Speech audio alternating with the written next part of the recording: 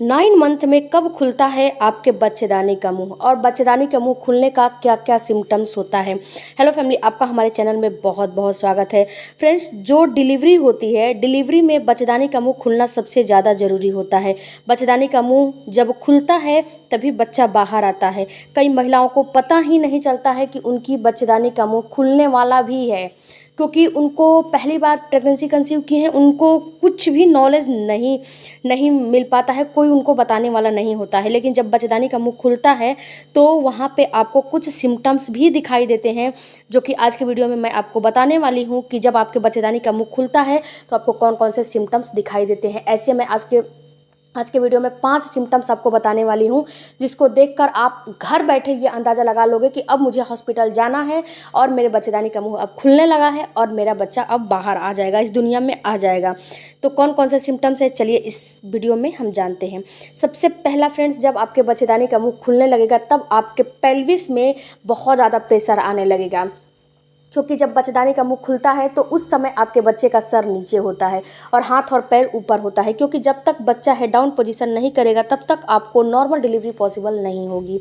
तो जब बच्चेदानी का मुंह खुलता है, जब आपका बच्चा अपना सर नीचे कर लेता है, और फ्रेंड्स होता क्या है कि जैसे आपका बच्चा अपने सर से प्रेशर बनाएगा और आपके बच्चेदानी का मुंह धीरे धीरे खुलना शुरू हो जाएगा, तो आपके पेल्विस एरिया पे बहुत ज़्यादा दबाव बनेगा, बहुत ज़्यादा उसमें जैसे जैसे आपके बच्चेदानी की मुंह की खुलने की प्रक्रिया चलेगी वैसे वैसे ये पेन आपका बढ़ता जाएगा। ये पेन आपके पेल्विस एरिया में दबाव बनाने की वजह से, प्रेशर बनाने की वजह से आपको पेन हो रहा है। तो अगर आपके ड्यू डेट के आसपास अगर आपके पेल्विस एरिया में काफ़ी ज़्यादा पेन हो रहा है तो समझिए कि अब आपके बच्चेदानी का मुंह खुलने लगा है। दूसरा फ्रेंड्स, आपको समझ में आएगा म्यूकस डिस्चार्ज। जो बच्चेदानी का मुंह जब खुलता है तो उसमें म्यूकस प्लग लगा होता है। तो उसमें क्या होता है कि जब बच्चेदानी का मुंह खुलने लगता है, जब आपका शिशु बार बार अपने सर से दबाव बनाने लगता है तो आपका जो म्यूकस है वो बाहर की तरफ निकलने लगता है। तो जब म्यूकस बाहर की तरफ निकलने लगता है तो यहाँ पे आपका म्यूकस और भी डिस्चार्ज बनाना शुरू कर देता है, जिससे कि आपके गर्भाशय ग्रीवा है उसमें से नया प्लग और भी बनने लगता है। जो म्यूकस प्लग है और भी बन बन के निकलने लगता है, यानी कि म्यूकस प्लग आपका ज़्यादा निकलने लगता है, बहुत ज़्यादा मात्रा में निकलने लगता है। तो ये भी समझिए कि अगर म्यूकस प्लग आपका निकल रहा है तो समझिए कि आपके बच्चेदानी का मुंह खुलने लगा है। उसके बाद तीसरा जो आपको सिम्टम्स महसूस होगा, स्पॉटिंग या ब्लीडिंग होना। देखिए डियर, जब बच्चेदानी का मुंह खुलता है तो उसमें खिंचाव होने लगता है, आपके जो अंदर की जो मांसपेशियां है, जो लिगामेंट्स है, उसमें खिंचाव होने लगता है। तभी तो ऐसे बच्चेदानी फैलेगा, तभी तो उसका मुंह खुलेगा।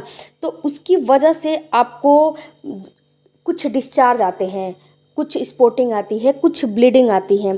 तो अगर आपको ऐसा महसूस हो रहा है कि जैसे कि आपका जो ड्यू डेट है वो आसपास आ गया है और उसमें ऐसा महसूस हो रहा है कि आपको कुछ ब्लीडिंग हो रही है या फिर कुछ स्पॉटिंग हो रही है हल्का फुल्का, या फिर कुछ बलगम के जैसे म्यूकस प्लग निकल रहे हैं, तो आपको इस सारे सिचुएशन में देर नहीं करना चाहिए।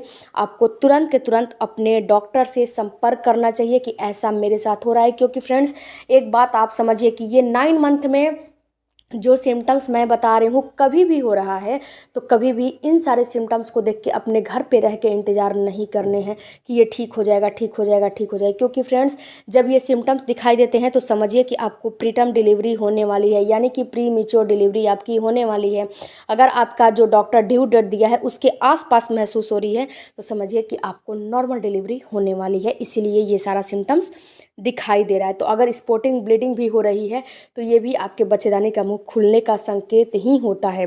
उसके बाद फ्रेंड्स, जो चौथा आपको सिम्टम्स महसूस होगा वो आपके पेशाब करने की इच्छा में तीव्रता आ जाएगी, यानी कि आपके यूरिन की फ्रीक्वेंसी बढ़ जाएगी।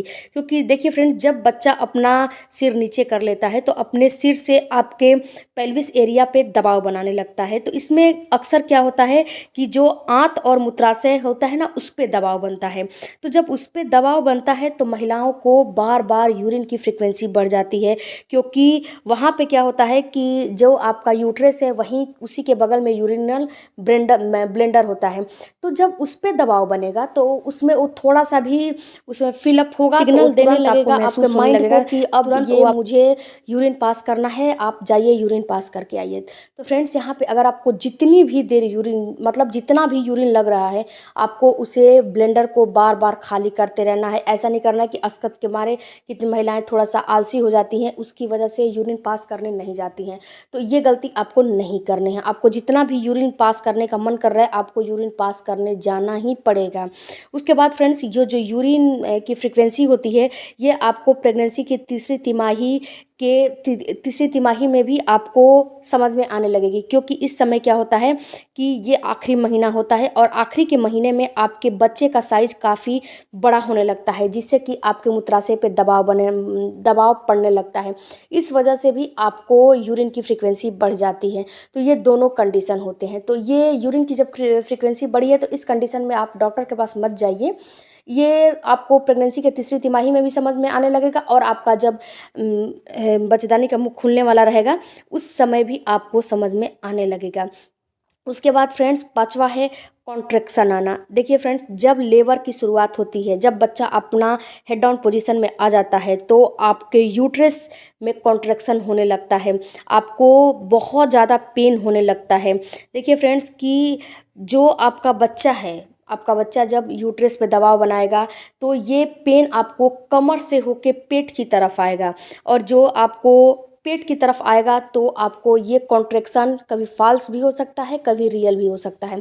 तो फॉल्स और रियल दोनों में आपको अंतर करना आना चाहिए कि कौन सा फॉल्स है और कौन सा रियल है।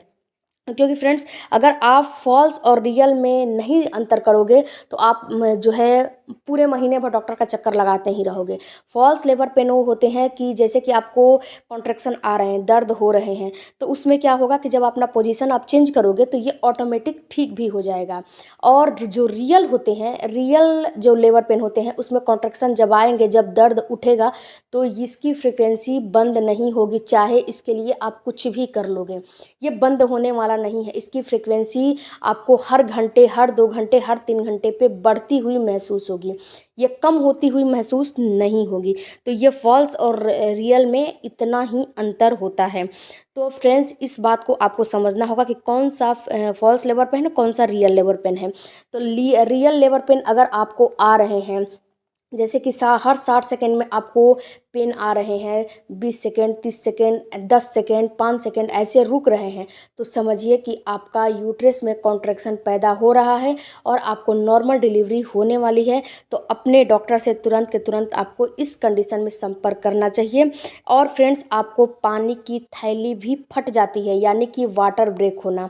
वाटर ब्रेक होता है तो ये तो 24 घंटे के अंदर ही आपकी डिलीवरी हो जानी चाहिए, नहीं तो आपके शिशु के पास इन्फेक्शन पहुंच जाएगा।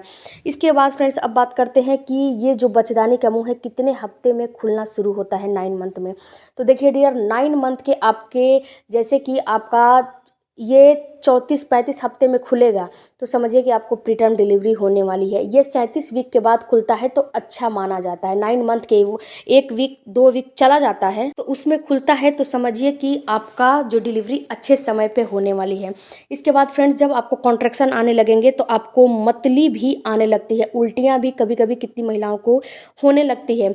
और जो आपकी बच्चेदानी है, उस जब तक वो 10 सेंटीमीटर नहीं खुलेगी, तब तक आपको नॉर्मल डिलीवरी पॉसिबल नहीं होगी। तो जब 10 सेंटीमीटर खुल जाती है तो ही आपको नॉर्मल डिलीवरी पॉसिबल हो पाती है। आई होप फ्रेंड्स, इस वीडियो से कुछ नॉलेज मिला होगा, तो चैनल को जरूर सब्सक्राइब